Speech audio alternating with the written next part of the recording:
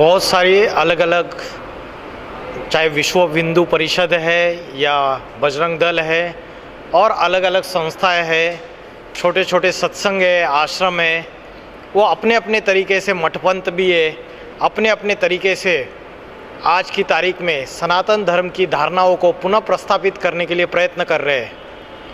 लेकिन हम ये कहना चाहते हैं, उनमें और हमारे में ये फ़र्क है कि हमारा सारे विश्व को ये संदेश है कि परमात्मा शिव शंकर भोलेनाथ इस सृष्टि पे अति साधारण मनुष्य तन में अवतरित हो चुके हैं और ये कलयुग का अंतिम समय है और एक परमात्मा की अध्यक्षता में ही इस सृष्टि का परिवर्तन हो सकता है।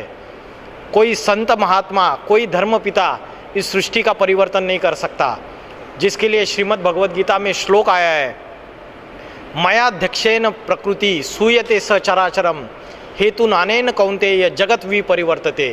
एक परमात्मा की अध्यक्षता में ही इस कलयुगी पापी सृष्टि को पावन सतयुगी सृष्टि में परिवर्तन किया जा सकता है। बाकी कोई राजनेता, कोई धर्म नेता इस सृष्टि का परिवर्तन का कार्य नहीं कर सकता, क्योंकि सारी सृष्टि आज पतित हो चुकी है। तो सनातन धर्म का जो संस्थापक है वो स्वयं शिव शंकर भोलेनाथ है, जिनको आदि पुरुष कहते हैं। मुस्लिम लोग उनको आदम के रूप में मानते हैं, क्रिश्चियन लोग उनको एडम के रूप में मानते हैं, जैन लोग उनको आदिनाथ के रूप में मानते हैं। सबने अलग अलग नाम दे दिए, लेकिन वही सारी सृष्टि के आदि पुरुष है। तो वह स्वयं इस सृष्टि पे अवतरित हो चुके हैं। ये सृष्टि परिवर्तन का समय है। एक तरफ दुनिया में हिंसा, आतंकवाद अति में बढ़ता चला जा रहा है। हिंदू मुस्लिम सिविल वार्स के कगार पे ये सारा भारत खड़ा हुआ है, तीसरे विश्व युद्ध के कगार पे खड़ा हुआ है। एटॉमिक एनर्जी, एटॉमिक वेपन्स, ये सारे सृष्टि में विनाश के साधन मनुष्य ने खुद तैयार किए हुए। तो ऐसा जो समय है, इसी समय विनाश काले विपरीत बुद्धि विनश्यन्ति और विनाश काले प्रीत बुद्धि विजयन्ते। तो परमात्मा इसी समय इस सृष्टि पे अवतरित होते हैं। जो प्रीत बुद्धि है उनका विजय हो जाता है और नई दुनिया, स्वर्ग की दुनिया या राम राज्य कहो, इसमें ये सारी कलयुगी दुनिया बदल के राम राज्य में चली जाएगी। जो मनुष्य अपने आत्मा का परिवर्तन करेंगे, अपने आत्मा के अंदर के पांचों विकारों को भस्मसात करेंगे, वो नई दुनिया स्वर्ग में आएंगे। इसको जब ये अलग अलग समस्याएं आज समाज में, जैसे धर्मांतरण की समस्या है, कोई आतंकवादी संगठन है, वो नौजवान युवतियों का, नौजवानों का, युवाओं का उनका शोषण कर रहे हैं, उनको भ्रमित करके अपने तरफ आकर्षित कर रहे हैं, जिससे उनकी बुद्धि विनाशकारी हो रही है।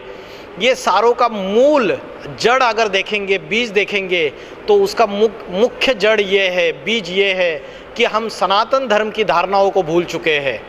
हम सनातन धर्म के संस्थापक को भूल चुके हैं। हमारा जो मुख्य धर्म ग्रंथ है श्रीमद् भगवद गीता, उसको आज हिंदू भूल चुका है। तो हमें अपने धर्म ग्रंथों को फिर से उसका अध्ययन करना चाहिए। यह आज की जो पढ़ाई है, जो कॉलेजेस यूनिवर्सिटी में जो पढ़ाई जाती है, वो सिर्फ डॉक्टर, इंजीनियर, वकील बनने की पढ़ाई जाती है। उसकी वजह से बुद्धि दूषित हो रही है, क्योंकि उससे चारित्र्य निर्माण नहीं हो रहा है। तो उसके लिए पहले आपको आध्यात्मिक पढ़ाई, आध्यात्मिक ज्ञान आज स्कूल, कॉलेज, यूनिवर्सिटीज़ में भी पढ़ाना चाहिए। अध्यात्म का अर्थ है आदि माना अंदर और आत्मा माना आत्मा के अंदर की नॉलेज।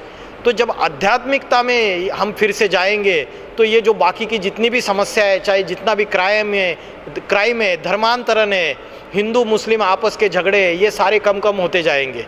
तो आध्यात्मिक ज्ञान, सनातन धर्म का ज्ञान ये फैलाना चाहिए, तो उससे परिवर्तन होगा। आपको सिर्फ इतना बताऊंगी आध्यात्मिक विश्वविद्यालय के बारे में कि हमारी वेबसाइट है, यूट्यूब चैनल भी है, आप इसमें विजिट कर सकते हैं। तो आपको और अधिक विस्तारपूर्वक जानकारी मिलेगी। और इसका 7 डेज कोर्स होता है, वो भी फ्री ऑफ कॉस्ट। आप थोड़ा सा 24 घंटे का टाइम होता है एक दिन में, जिसमें से आप आधा घंटा अपनी आत्मिक स्थिति के लिए, पुरुषार्थ करने के लिए, इस आत्मा की नॉलेज को लेने के लिए और परमात्मा की नॉलेज को लेने के लिए अगर आधा घंटा अपना देते हैं अपने बिजी लाइफ में से,